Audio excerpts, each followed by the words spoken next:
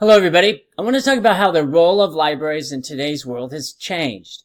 For hundreds of years, the library has been the defining characteristic of a town. Along with the general store, post office, and bank, libraries have existed to provide books and other materials that allowed its citizens to read about interesting people and places, study for their school and profession, and learn about the world in which they live. The basic purpose of a library has not changed much over these years, but the manner in which they deliver that purpose has changed dramatically, especially over the past 20 and 30 years.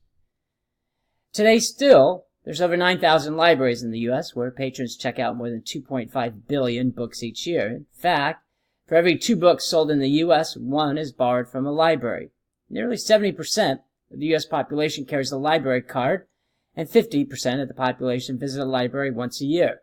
Yet the presence of Google, social media, Netflix, and smartphones have raised the relevance of a library for some, mainly because it appears few libraries have adopted to the changing role and focus of a library.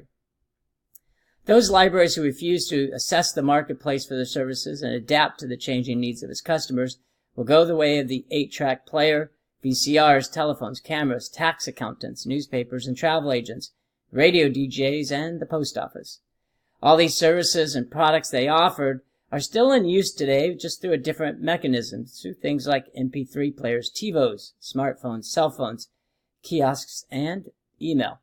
It's amazing and regrettable how many libraries still offer the same programs and services they did 10 and 20 years ago, and bemoan the fact that the communities deserted them and that their budgets have been slashed.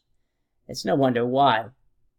When the latest iPhone comes out every 16 months, libraries must do the same with the products and service they offer, or the building they inhabit in the town square will be vacant, replaced by either technology or another business that better meets the needs of its patrons and customers. When the post office no longer met the needs of their customers, we have UPS stores and FedEx stores. The product still needs to get done. It's truly amazing how many libraries have failed to re-engineer and reimagine their role in society, and how even fewer have adopted solid business strategies to navigate through one of the most challenging and changing periods of our history.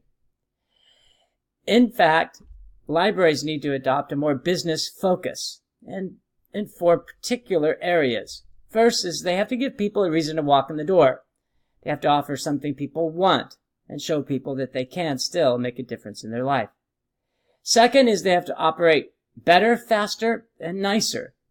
They have to offer more with a relentless focus on cost and service. The future of libraries will be cheaper and more convenient.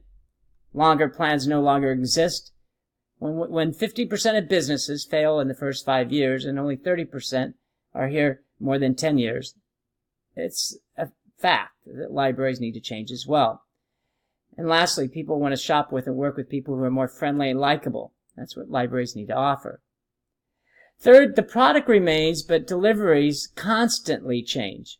We need to create, in libraries, new ways, mechanisms, and channels to deliver content. And if you do so, then your content will remain relevant and needed. And it'll avoid the fate of watches and calculators and alarm clocks and cameras, pharmacies, music, clothing, movies, and yes, even books. Finally, businesses follow this model, and libraries have to as well. You have to think about it. You have to think what you want to do. You have to build it, which means you have to do something. Then you have to sell it. You have to make sure that your customers know you have it. And finally, you need to change it again. So you need to think it, build it, sell it, and change it. And that's the circle of survival.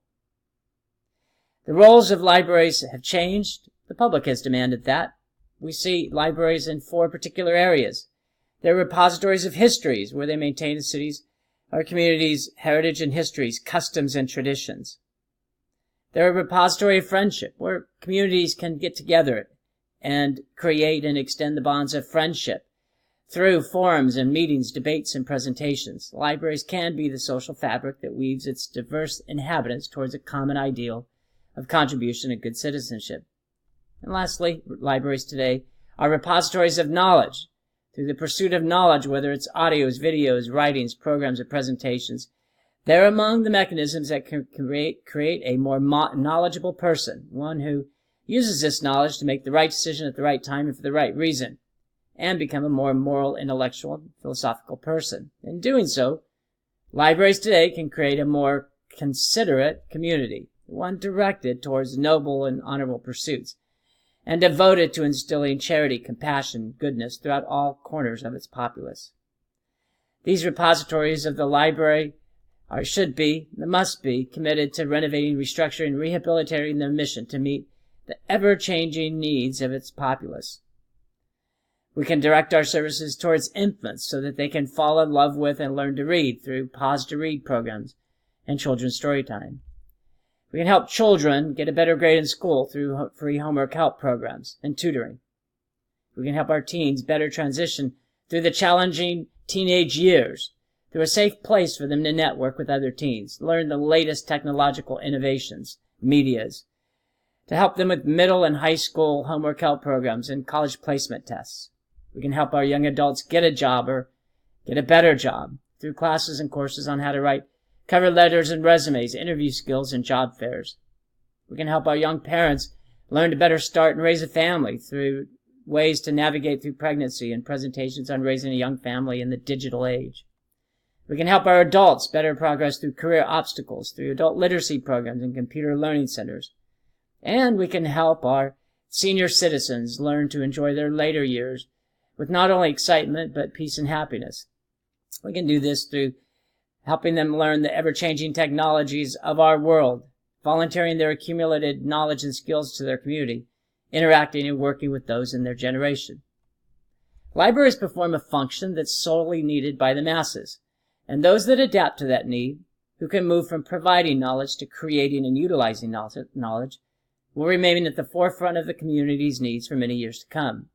These ambitions best represent a knowledge-centered, goal-driven, and customer-focused library with ambitions to make a difference in this community, and this has become the work of the more demanding and more in need libraries. Through its books, materials, and community interactions, we can introduce our community to great stories, events, and people. That comes from the library. The positive lessons from reading a book or listening to an uplifting story can have the singular power to direct and redirect its audience toward noble and honorable pursuits, towards creating better people and a better community. Through all these efforts, we're not only helping to maintain a library so today's youth and adults can work towards a better future, but creating a library for tomorrow that motivates its citizens to learn, encourages them to explore, and inspires them to act.